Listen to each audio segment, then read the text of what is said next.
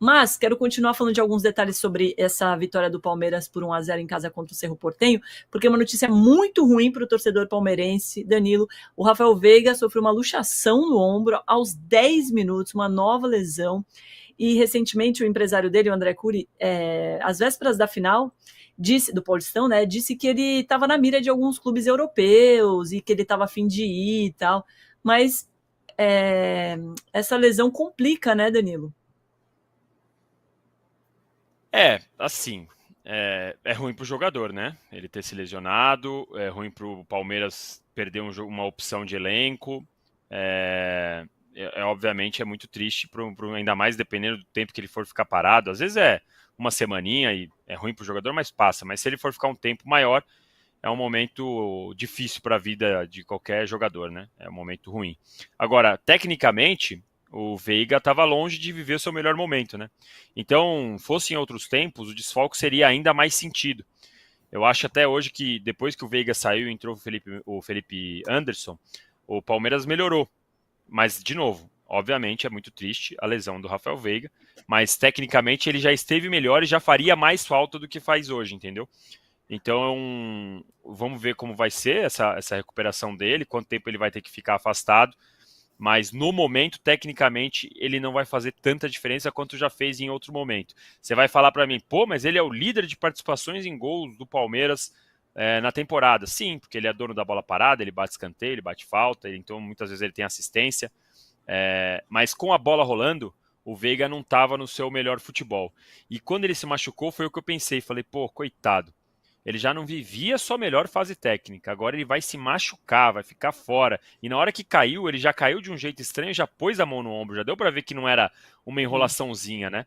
E curiosamente, o Maurício, que hoje voltou ao banco, também tinha se lesionado com uma lesão no ombro no jogo contra o São Paulo há um mês e meio, mais ou menos, na fase de grupos. Então é curioso como outro jogador teve um problema de ombro. Agora, muito muito ruim pro Veiga, né? No momento que ele já não estava tão bem assim, se machuca. Espero que não seja nada grave.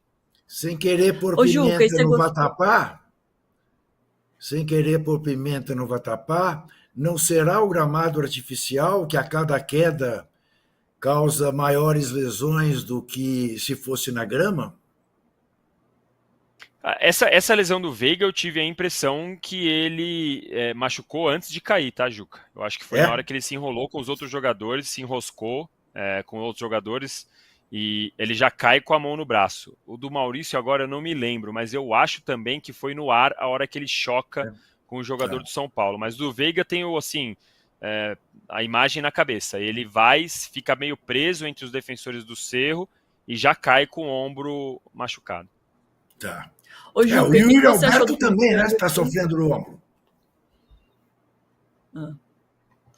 O que você achou do Felipe Anderson jogando dessa vez pela direita, onde se destacou na Itália, né? E ele quase nunca jogou no Palmeiras por esse lado. Gostou? E do Estevão, como camisa 10 pelo meio? Então, eu gostei, eu concordo com o Danilo, ele cumpriu melhor. Não dá para avaliar o Veiga pelos 10 primeiros minutos, mas o Palmeiras melhorou um pouco, embora tenha jogado mal o primeiro tempo, com a entrada dele. E se a gente comparar com o que o Veiga vem fazendo, que vem fazendo pouco, me parece que ele achou o lugar dele, não. Puseram ele, enfim, no lugar dele. Né? E o Estevão, eu acho que o Estevão está passando por aquele momento que é meio inevitável, depois de aparecer extraordinariamente, deu uma queda. Mas acho que jogou bem, foi insinuante. Vou falar com toda a franqueza de quem eu mais gostei e lamentei ter tido o seu gol anulado foi o Vitor Roque, pela movimentação. Pela movimentação. Quer dizer, ele. É claro que ele está ansioso por fazer o primeiro gol, mas isso não o prejudicou hoje para jogar coletivamente. E isso é um mérito que tem que ser reconhecido. Concorda, Danilo, que você está fazendo assim? Ó, foi o melhor em campo? Não, eu acho que eu acho que Felipe Anderson para mim foi o que mais apareceu, mas o Vitor Roque tá muito perto. Quando eu fiz assim com a cabeça é porque, putz, cara, até o VAR teve que marcar 2 vezes as linhas ali, né? Foi muito pouca diferença. Danilo. Eu defendo já, e eu sei que o Juca defende essa mesma opinião. Com o VAR, a regra do impedimento precisa mudar. Não dá para a gente manter essa regra do impedimento com o VAR. Eu entendo totalmente essa regra quando o bandeirinha tinha que olhar e tomar uma decisão e levantar a bandeira na visão. Então você não podia determinar se era por um pezinho ou se era por um fio de cabelo. Você tinha que ver, ó, viu uma parte para frente e levanta. Agora, com o VAR, que mede tudo, que centímetro por centímetro, que você consegue ver, a regra do impedimento, a base dela é: o jogador do ataque não pode tirar vantagem em relação ao jogador da defesa.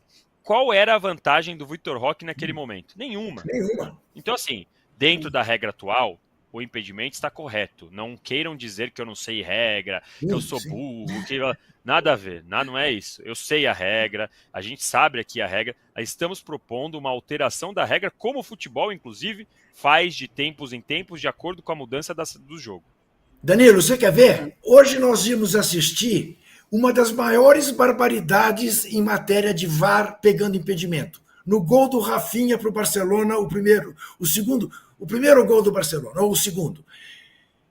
A bola estava entrando, mas ele, claro, no ímpeto, meteu a bola para dentro. Se ele tivesse em posição de impedimento, teria anulado o gol. Que teria acontecido independentemente dele tocar ou não na bola. Percebe? Então, é contrariar o espírito da regra de uma maneira abissal.